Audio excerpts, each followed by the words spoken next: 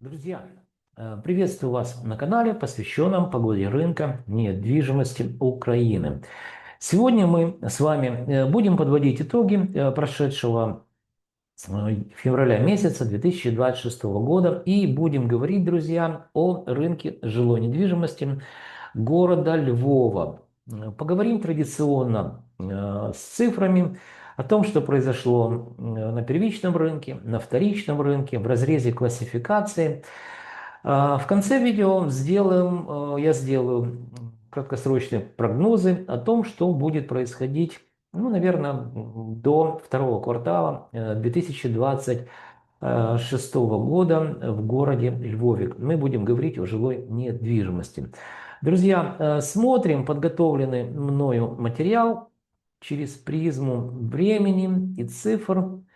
Попробуем с вами, друзья, разобраться с тем, что происходило на рынке жилой недвижимости города Львова. Итак, друзья, перед вами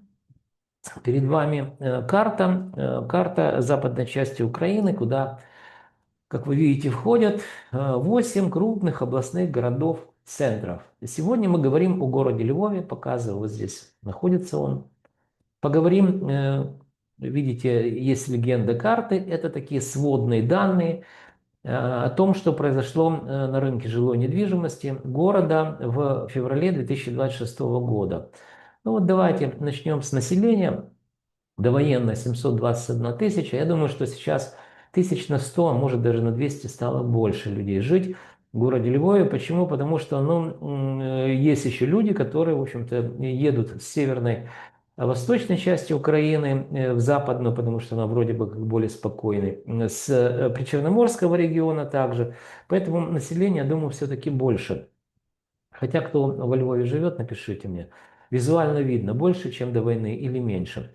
Количество предложений, которые мы зафиксировали в феврале месяца 2026 года, 9220 объектов жилой недвижимости. Это первичный, вторичный рынок.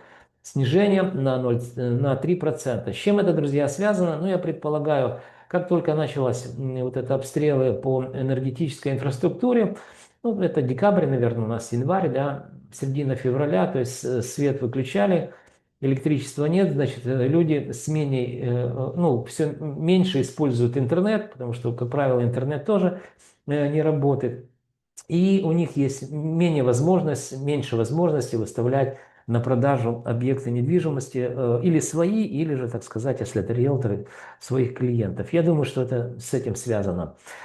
Дальше, друзья, социальное жилье – это стоимостные показатели, которые характеризуют состояние рынка. Опять же, говорим о феврале 2026 года. Буду в процентном соотношении говорить. Рост 0,49 или там полпроцента в месяц. Хочу заметить, друзья, что предыдущее видео, если вы смотрели, то стоимость там квадратного метра росла по проценту, по 1,5% в месяц. А вот сейчас как-то так ни много, ни мало, а всего лишь полпроцента. То есть динамика снижения наблюдается. Дальше, друзья, социальное жилье, аренда.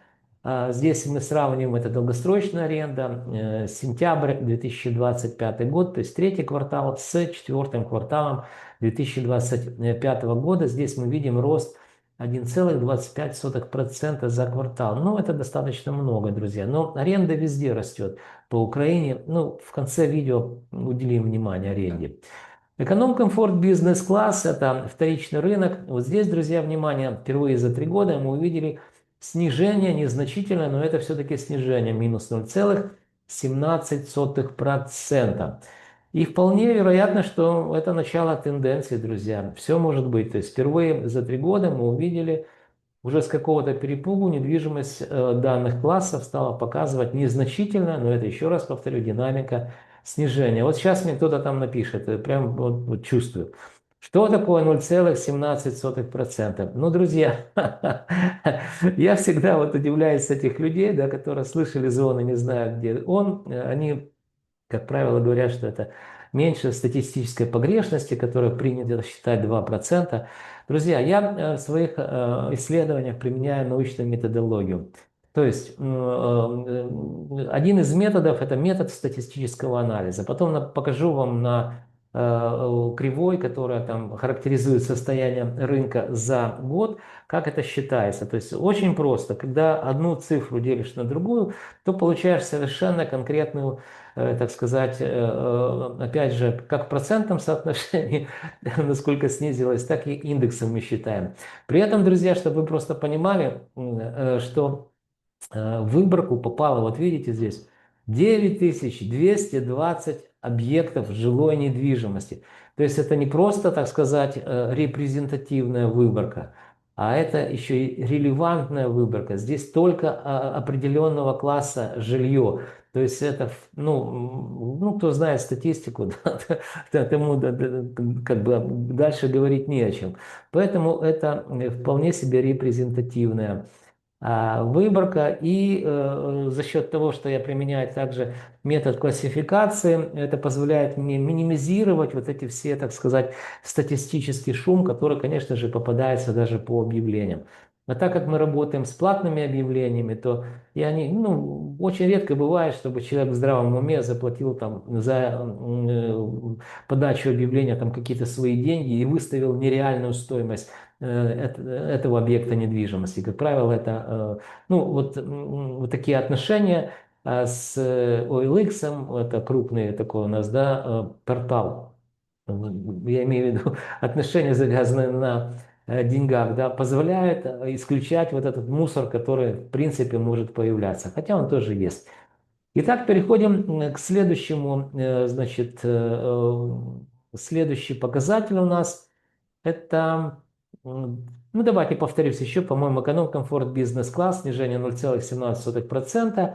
Первичный рынок квартиры эконом-класса, здесь рост плюс 0,59%. Первичный рынок квартиры комфорт бизнес-класс, рост плюс 0,40%. И, внимание, первичный рынок элитный класс впервые также за 3 года подешевел на 0,14%. Пока это ни о чем не говорит, это колебательные процессы.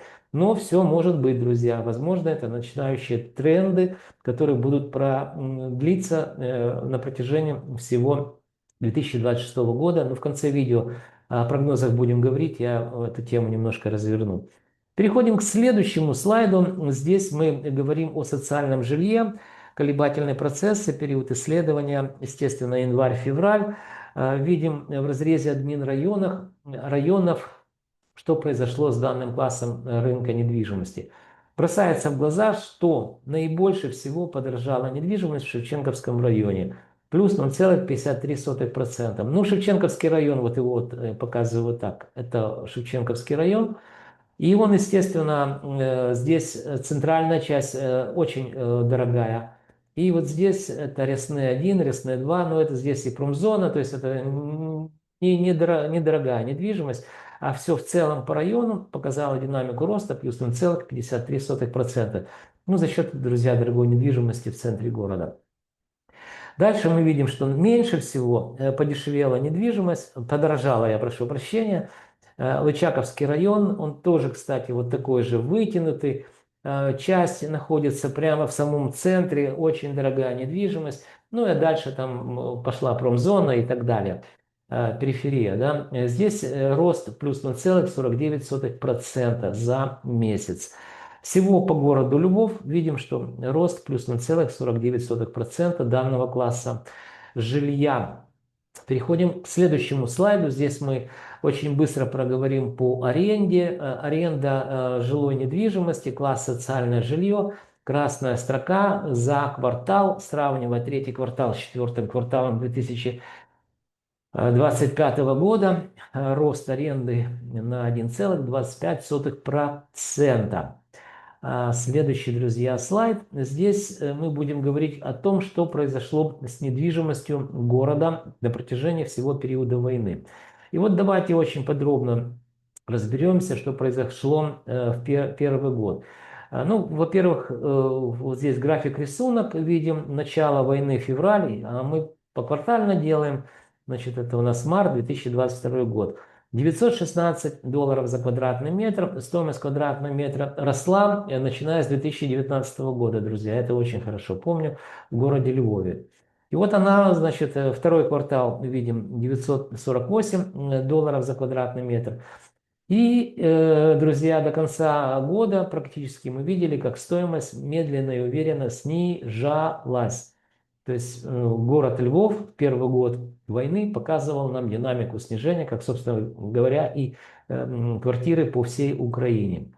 А вот уже второй год войны, здесь, друзья, видим рост, и причем рост, если мы посмотрим вот здесь внизу, Excel посчитал нам за нас, за меня, за вас, за 4 года рост 12,34%. То есть незначительный, но все-таки рост, можем там 12,50%. На 12,5% подорожала недвижимость. Переходим к следующему слайду. Здесь мы говорим о квартирах эконом-комфорт класс. Это вторичный рынок. Он, друзья, впервые за 3 года подешевел на 0,17% за месяц. Можете посмотреть, что происходило в абсолютных цифрах, стоимость квадратного метра. Ну и снижение в данном случае также видим за месяц. Следующий слайд, друзья. Здесь первичный рынок квартиры эконом-класса. Здесь видим рост плюс 0,59%. Также можете посмотреть, что произошло по административным районам за месяц и рост за, так сказать, месяц, тоже положительную динамику.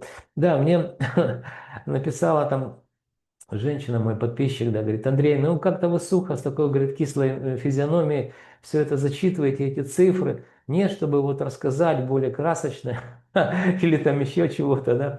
Ну, друзья, это статистический анализ, то есть я, конечно, могу более красочно разговаривать, рассказать что-то, могу даже взять гитару, я неплохо играю и пою. Можете, кстати, подписаться на мой YouTube-канал, «Караван Истории» называется, там достаточно много интересного материала, который не касается рынка недвижимости. Но, друзья, это статистика. Я говорю так, как могу о статистике, но все равно спасибо за то, что вы смотрите меня даже с такой так унылой или кислой физиономией. Вы все равно продолжаете, я про свою физиономию говорю, все равно продолжаете меня смотреть. Спасибо за это. Итак, друзья, переходим к следующему слайду. Видите, нос зачесался, значит, правда. Здесь у нас комфорт бизнес-класс, первичный рынок. Он подорожал на 0,40%. Также в абсолютных цифрах можете посмотреть по админрайонам стоимость квадратного метра и рост в процентном соотношении за месяц. Следующий слайд, это последний слайд, который нам показывает вот эти краткосрочные процессы длиною в 1 месяц. Видим, что уже 2 административных района, это первичный рынок квартиры элитного класса, строится только в 2 районах.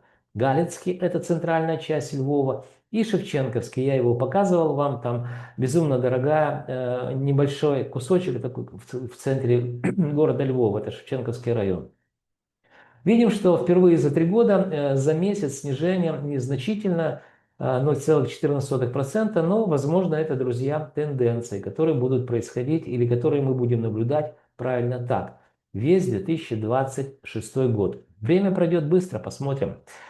Смотрим следующий слайд. Здесь мы традиционно будем говорить о том, что произошло за год это вторичный рынок, класс социальное жилье.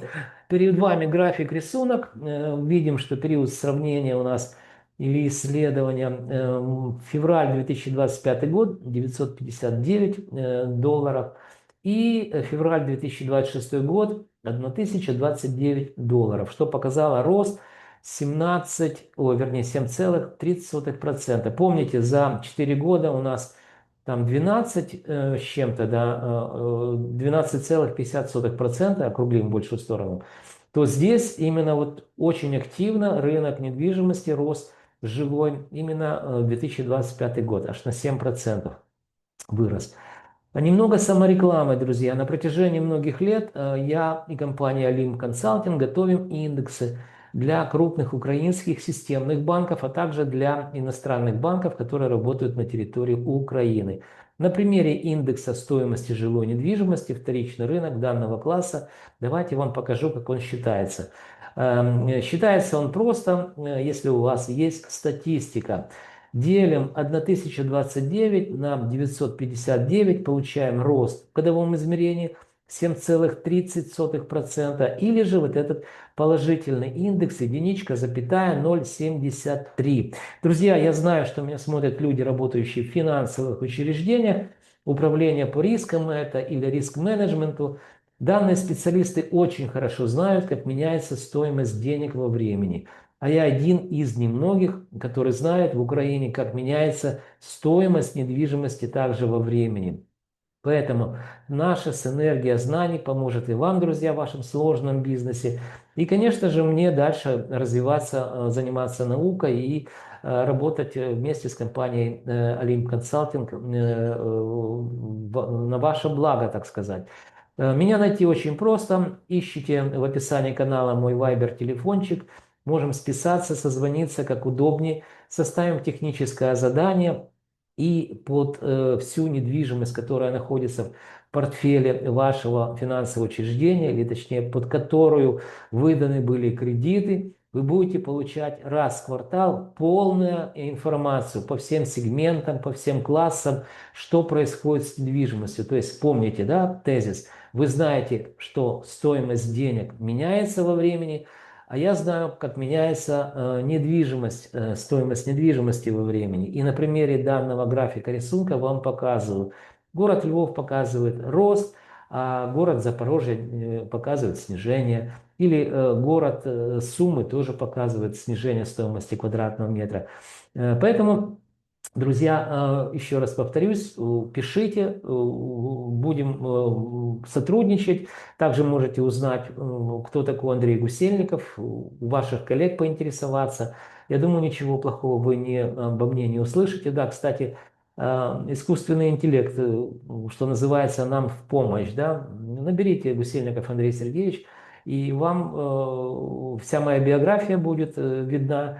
В общем-то, все мои направления, которыми я занимаюсь, да, то есть вполне я вот так почитал про себя, мне даже понравилось, думаю, надо же, бесплатная практически реклама, то есть искусственный интеллект, что он делает? Он просто собирает подборку статей, которые я писал, где я публиковался, где я учился, чем я занимаюсь, ну, все это собирает в кучу и выдает в виде некого такого пресс-релиза о человеке. То есть вполне используйте, используйте, кстати, по каждому своему контрагенту. Но я не знаю, там, ну, по мне очень актуальна информация и прям, ну, мне понравилось. Да? Ну, видите, себя не похвалишь, тут никто же не похвалит. Итак, на 7,30% недвижимость подорожала за 2025 год. Друзья, последний слайд. Здесь мы посмотрим, что произошло с рынком аренды. То есть мы вверху видим повторяющийся слайд о том, что произошло с недвижимостью. Это предложение квартиры выставлены для продажи 7,30%. А вот здесь аренда. Ну, еще первого квартала нет, это долгосрочная аренда, поэтому 12 месяц 2025 года, я прошу прощения, вот здесь ошибка явно вышла, с декабрем месяцем 2024 года сравниваю. И видим, что аренда выросла в годовом измерении. Для вашего удобства рынок недвижимости вторичный данного класса продается в долларах. Ну и, естественно, аренду она в гривне. Я перевел это все по курсу Национального банка в доллары, чтобы единица измерения была одинаковая. И видим, мы за год подорожала 3,96% аренда, это на 4%. То есть, друзья, это очень много. Я предполагаю, что это, в общем-то, пик. Ну, возможно, еще до первого квартала, может быть. Ну, может быть, полугода, вернее, второго квартала. Первого полугодия еще будет показывать рост аренды. Там максимум 4,5% я видел в городе Днепре. А потом все, ну, не может расти аренда бесконечно долго. Просто для примера вам приведу. Если у вас есть сбережения в валюте, и вы решите на депозит положить эти деньги, именно валютный счет, вы узнаете, что всего лишь 1% в год вы получите пассивный доход с ваших денег. А вот здесь, видите, я в долларах посчитал, уже 4% в годовом измерении. То есть, ну, если бы так все было просто и все так росло, так сказать, ну, и дальше, да, то, поверьте, банки, наверное, ипотечные кредиты выдавали бы как горячие пирожки. Почему? Да потому что выгодно. Человек взял кредит, как это было, если кто помнит, первый кризис, нет, это второй уже кризис на украинском рынке за период самостоятельной Украины, это 2008 год. Так вот, тогда ипотеку давали только, не давали только совсем ленивым. Все остальные брали, также сдавали в аренду и умудрялись, в общем-то, закрывать аренду, вернее, закрывать кредиты и еще получать небольшую прибыль, так сказать, с тех денег, которые получали от аренды. Но это было уже достаточно давно. Сейчас, я уверен, эта ситуация не повторится. Поэтому переходим к прогнозам. Закрываю показ слайдом. И что, друзья, по прогнозам? Ну, по прогнозам все-таки давайте предположим, что до второго квартала, это у нас что, июнь будет, да, июнь месяц, мы будем видеть в каких-то сегментах рост будет затухать стоимости, в каких-то будем видеть уже отрицательную динамику, как в данном случае мы увидели по вторичному рынку эконом-класс показывает первый месяц снижения, и по первичному рынку элитный класс показывает снижение незначительное. Ну вот примерно так оно будет и все и развиваться. А вот, наверное, со второго квартала уже по всем сегментам рынка недвижимости, по всем классам мы будем наблюдать отрицательную динамику снижения стоимости квадратного метра. То есть сначала будет показывать снижение аренда, ну а потом, естественно, рынок продаж или предложений, которые мы рассматриваем, также покажет нам незначительную, но все-таки отрицательную динамику снижения. Ну, посмотрим, время пройдет быстро, я каждый месяц записываю подобные видео, если что, скажу, что, извините, друзья, не прав. Итак, друзья, пришло время прощаться для того, чтобы вы знали, что происходит с рынком жилой недвижимости Украины. Кстати, не только Украины, но и я и по Кипру активно сейчас записываю видео. Вы должны что сделать? Правильно, подписаться на мой канал. Вы также можете лайки, дизлайки ставить видео. А еще вы должны помнить, что я ваш скромный слуга и компания Олимп Консалтинг готовим для вас ежемесячные обзоры рынка недвижимости, которые, я уверен и надеюсь, станут для вас компасом или же путеводной картой в каменных джунглях рынка недвижимости Украины. Друзья, до встречи в следующих моих видеороликах.